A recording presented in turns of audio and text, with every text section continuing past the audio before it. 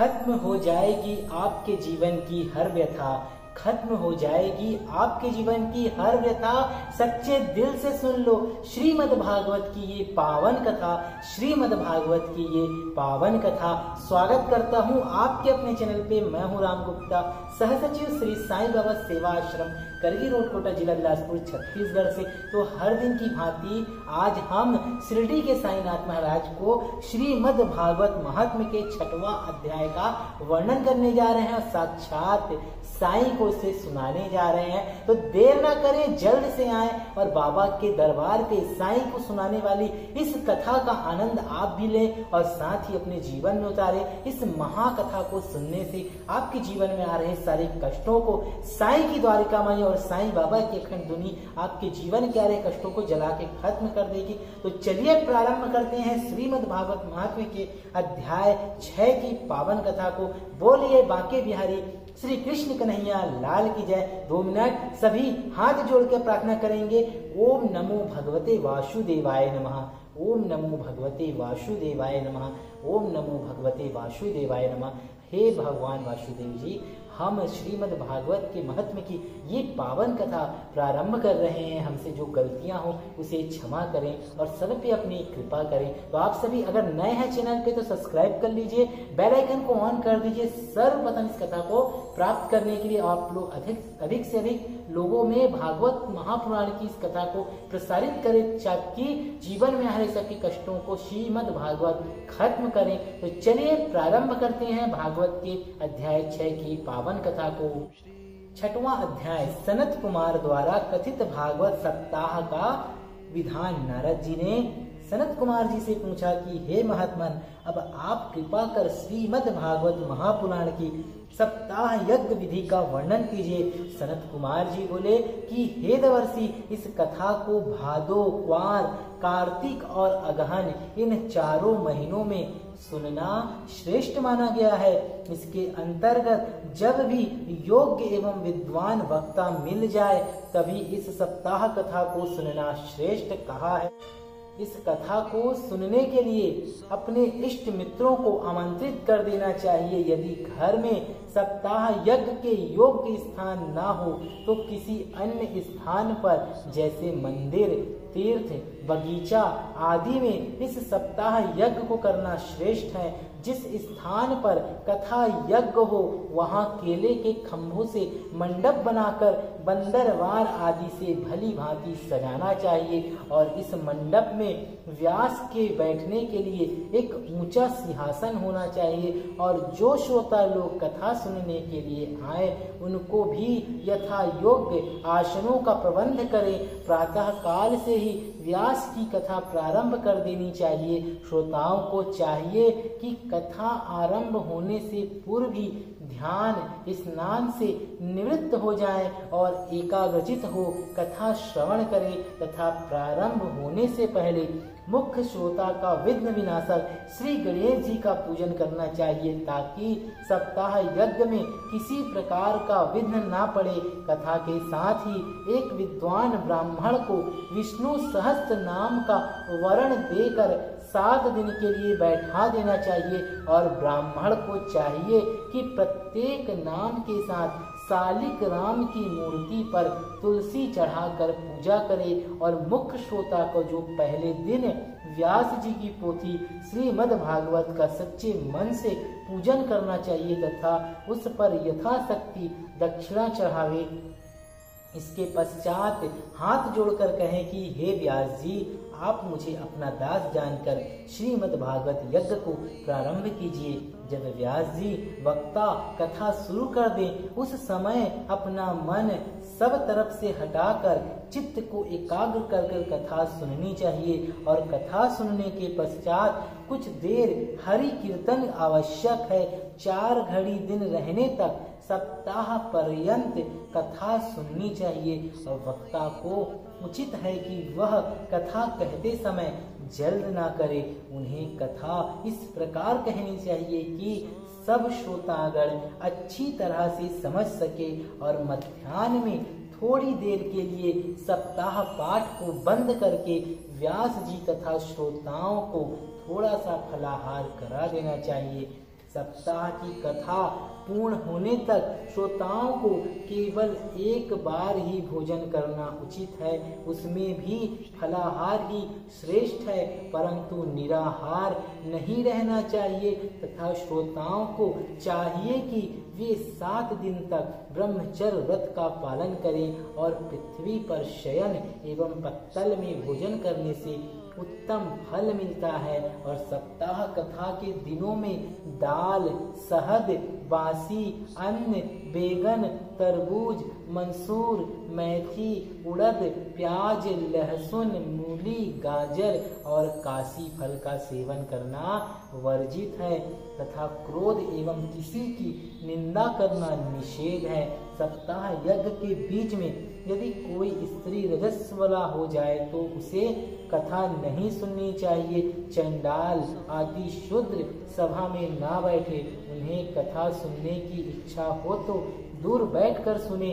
सभी श्रोताओं को सत्य बोलना तथा जीवों पर दया रखनी चाहिए। इस सप्ताह कथा के सुनने से उत्तम फल प्राप्त होता है तथा जिसको जो इच्छा हो भगवत इच्छा से उसे वही फल मिलता है। इस कथा समाप्ति पर नित्यपति श्रोताओं को तुलसी दल तथा प्रसाद बांटना चाहिए। और जब कथा समाप्त हो जाए तब 8वें दिन 10वें स्कंध के श्लोकों और गायत्री मंत्र द्वारा हवन करना चाहिए।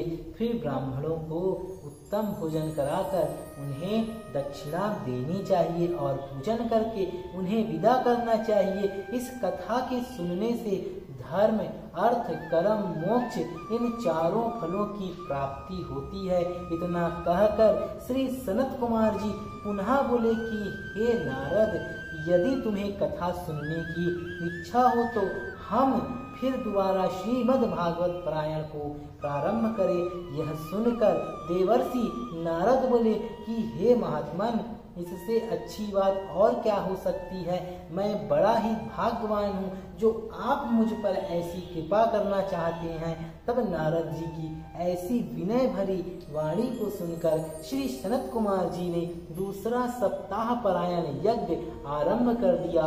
और जिस समय समस्त ऋषि मुनिगण उस सप्ताह कथा को श्रवण करने के लिए बैठे, उसी समय वेद व्यास जी के पुत्र श्री सुखदेव जी तीर्थ यात्रा करते हुए वहां पर आ पहुंचे। और श्री सुखदेव जी को देखते ही सब लोग उठकर खड़े हो गए और श्री संत कुमार जी ने आगे बढ़कर उनका सम्मान करते हुए अपने आसन पर विराजमान करा दिए। उस समय सप्ताह यज्ञ की तैयारी को देखकर श्री सुखदेव जी ने सब श्रोताओं से कहा कि हे श्रोताओं, आप लोग इस कथा को ध्यान पूर्वक सुनो। यह कथा वेद रूपी वृक्ष का फल है और संसार के अन्य फलों में गुठली और छिलका रहता है, परंतु यह फल सब ओर से अमृत रूपी रस से भरा हुआ है। अतः इस कथामृत का रसास्वादन बार बार करना चाहिए। इस कथा को सबसे पहले श्री नारायण जी ने पितामह ब्रह्मा जी को सुनाया और ब्रह्मा जी ने देवर्षि नारद से कही और नारद जी ने मेरे पिता वेद व्यास जी के जय ध्वनि करने लगे और नारद जी आनंद मग्न हो वीणा बजाते हुए नाचने गाने लगे। भक्त उद्धव ने मंजीरा और देवराज इंद्र मृदंग बजाना आरंभ कर दिया। उस समय भगवान वैकुंठनाथ ने सबको अपनी भक्ति में लीन देख प्रसन्न होकर मनोवांछित वरदान मांगने को कहा। तब प्रभु के वचन सुनकर नारद आदि ने उनसे हाथ जोड़कर इस तरह विनती की कि हे कृपा सिंधु, आपके दर्शनों से बढ़कर कोई वस्तु नहीं है, अतः हमें कृपा करके अपने चरणों भक्ति दीजिए। इस प्रकार विनय सुनकर वैकुंठनाथ प्रभु तथास्तु कहकर अंतर ध्यान हो गए और इस प्रकार सप्ताह यज्ञ का दूसरा परायण भी आनंद मंगल सहित संपूर्ण हो गया। इतनी कथा सुनकर शौनकादि 88,000 ऋषियों ने सूत जी से पूछा कि हे सूत जी, श्री सुखदेव जी ने यह कथा राजा परीक्षित को कब सुनाई थी और गोकर्ण तथा सनत कुमार जी ने कब कही थी, यह कृपा कर हमें बताइए। सूत जी बोले, जिस समय श्री कृष्णचंद्र जी ने द्वारिकापुरी से बैकुंठ को गमन किया था, उसके 1900 वर्ष पश्चात भाद्रपद मास में नवमी के दिन श्री सुखदेव जी ने यह कथा राजा परीक्षित को सुनाना आरंभ किया था, जिसे समाप्त होने में 1 सप्ताह लगाया था। उसके 200 वर्ष पश्चात गोकर्ण ने यह सप्ताह यज्ञ किया और उसके 306 वर्ष बाद श्री सनत कुमार जी ने नारद जी को यह परम पवित्र कथा सुनाई थी। अब उसी कथा को हमने तुमसे वर्णन किया है, और जो कोई इस पतित पावनी कथा को आदर पूर्वक पढ़ता है, सुनता है, सुनाता है, उसे समस्त फल प्राप्त होते हैं और अंत में वो मोक्ष को प्राप्त होता है। इति श्रीमद् भागवत महात्म्य समाप्त। तो आपने देखा भागवत के 6वें अध्याय की ये पावन कथा संपूर्ण हुई महात्म्य की।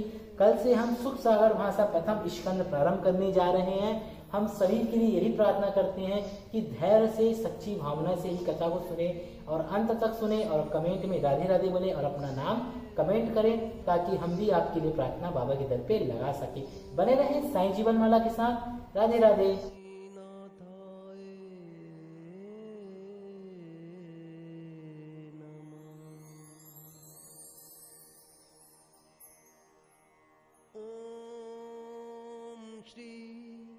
साईं नाथाय नमः। ओम श्री साईं नाथाय नमः।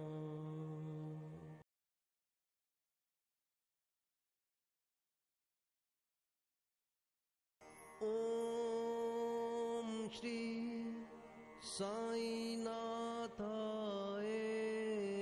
नमः।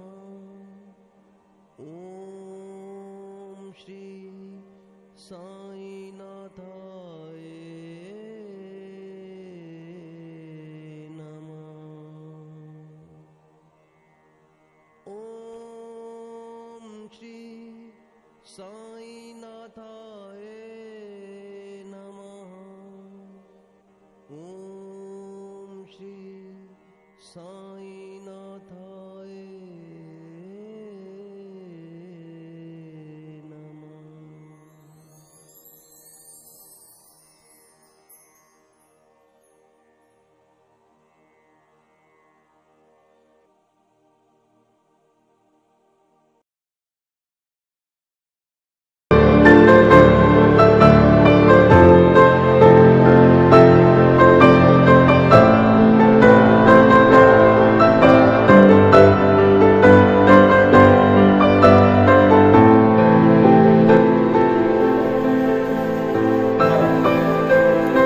बोलो साईं बाबा की।